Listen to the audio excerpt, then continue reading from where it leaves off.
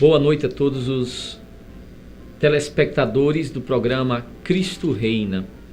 Nós estamos hoje iniciando uma meditação da palavra de Deus. Nós iremos meditar sobre um texto do Eclesiástico, capítulo 15, versos 15, que diz exatamente assim: se quiseres observar os mandamentos para permanecer fiel ao seu prazer. O texto diz: se quiseres observar os seus mandamentos. Veja, esse mesmo texto, na Vulgata, nos diz exatamente assim: se quiseres observar os mandamentos, eles te guardarão. Veja, é curioso essa ligação. Se guardares os mandamentos te guardarão. É uma construção na Vulgata que, de certa forma, soa até melhor do que mesmo na 70. E nós iremos partir exatamente deste dado bíblico. Se guardares os mandamentos, isto é, se guardares a lei de Deus, ela te guardará.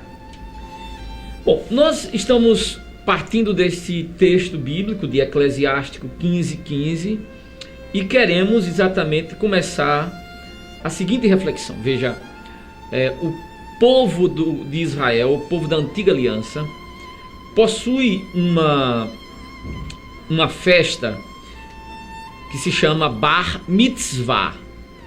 Essa celebração nós encontramos no Evangelho, naquela circunstância em que nosso Senhor Jesus Cristo, nosso Senhor, é encontrado no templo. A gente diz, quando a gente reza o texto, a gente costuma dizer perdido e encontrado. Nós nos perguntamos por qual razão Jesus se encontrava ali, o que levou Jesus a se desvincular.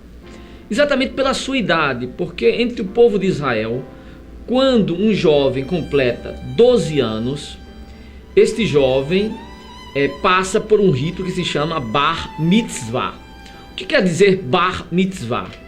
Bar Mitzvah quer dizer filho do mandamento. Isto quer dizer que aquele indivíduo que foi circuncidado com 8 dias de nascido, agora está apto para, podemos assim dizer, observar os mandamentos da lei de Deus, da Torá, da lei de Moisés, né? A lei mosaica. Então, com aquele ritual, o indivíduo se torna, podemos assim dizer, um observante da lei. E, consequentemente, também ele está apto para pertencer ao que chama aquela assembleia de 10 ou 12 homens que pode dar início a um culto, né? Depois de se tornar filho da lei. É interessante observar isso, porque aqui nós entendemos o que é o coração do judaísmo, o que significa ser judeu.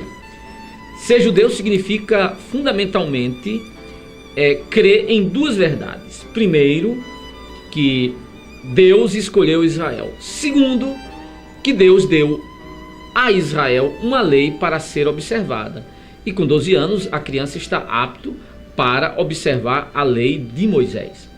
Isso aqui é importante porque no coração do judaísmo se encontra exatamente a Torá. Eu sempre pergunto na catequese exatamente isso. Veja, nós temos a Bíblia. Para nós cristãos, a parte mais importante da Bíblia é exatamente os evangelhos. Nós católicos, quando ouvimos os evangelhos, nós ficamos de pé.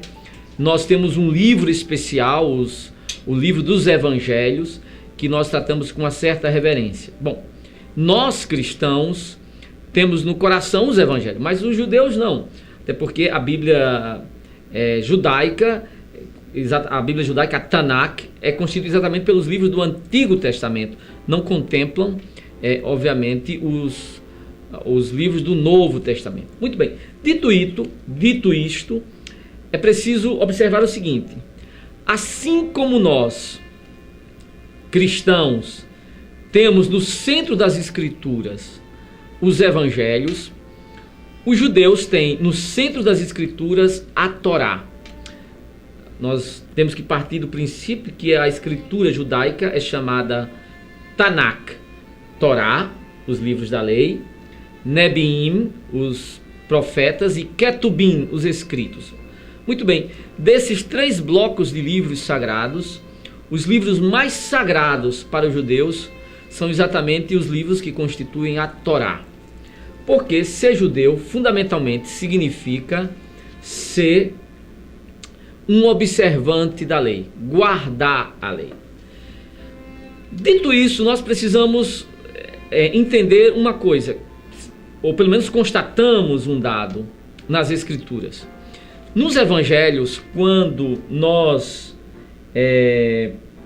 lemos os Santos Evangelhos, nós nos deparamos com o fato de que o tempo todo Jesus rivaliza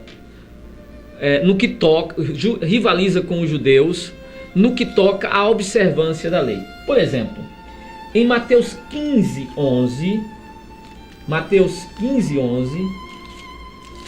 nosso Senhor diz exatamente assim: não é o que entra pela boca que torna o homem impuro, mas o que sai da boca, isto sim o torna impuro. Veja, Jesus está rivalizando com as normas judaicas no que toca à alimentação. Os judeus tinham uma série de proibições com relação a alguns alimentos, tais como carne de porco.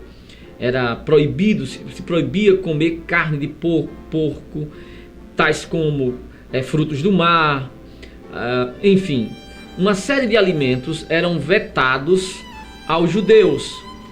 E Jesus vai exatamente rivalizar com essa lei mosaica, dizendo que o que torna o homem impuro não é o que se ingere, mas o que sai de dentro do coração do homem. Ou seja, Jesus rivaliza no que toca à observância das regras ou da disciplina alimentar prescrita pela lei judaica. Uma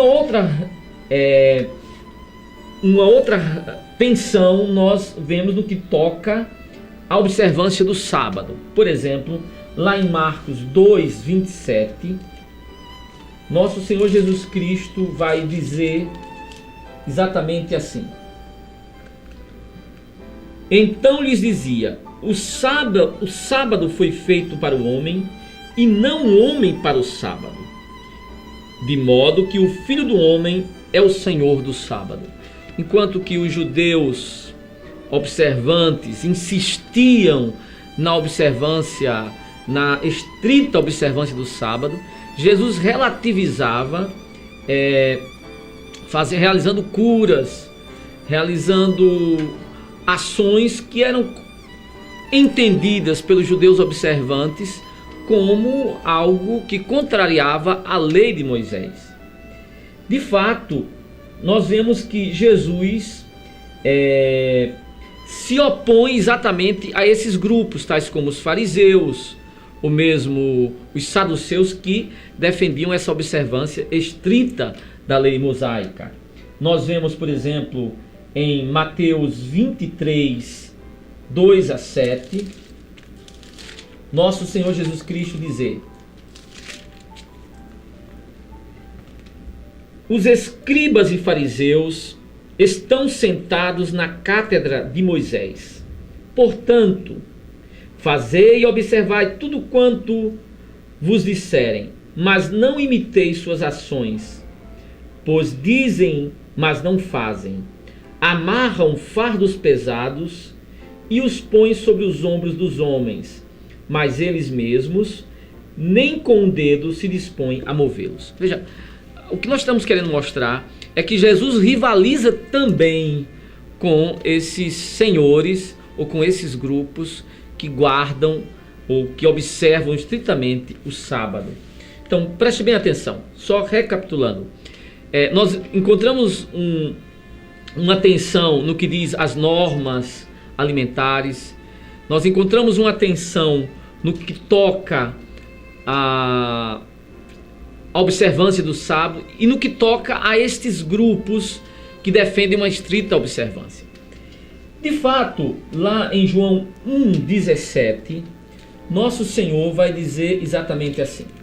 Ou melhor dizendo, a Escritura vai fazer a seguinte afirmação: porque a lei foi dada por meio de Moisés, a graça e a verdade vieram por Jesus Cristo. Então veja, o Evangelho de João aponta, podemos assim dizer, uma certa descontinuidade entre a economia, ou melhor dizendo, a revelação mosaica, mostrando ali a lei, e dizendo que com a vinda de Jesus nós estamos na economia da graça. Então, fiquemos com esse pensamento. As Escrituras nos dão conta de que existe uma certa, no modo especial, os Evangelhos nos dão conta de que existe uma certa tensão entre Jesus Cristo e o seu ministério e aquela observância estrita da lei mosaica. Vamos continuar refletindo sobre este tema um pouco mais adiante.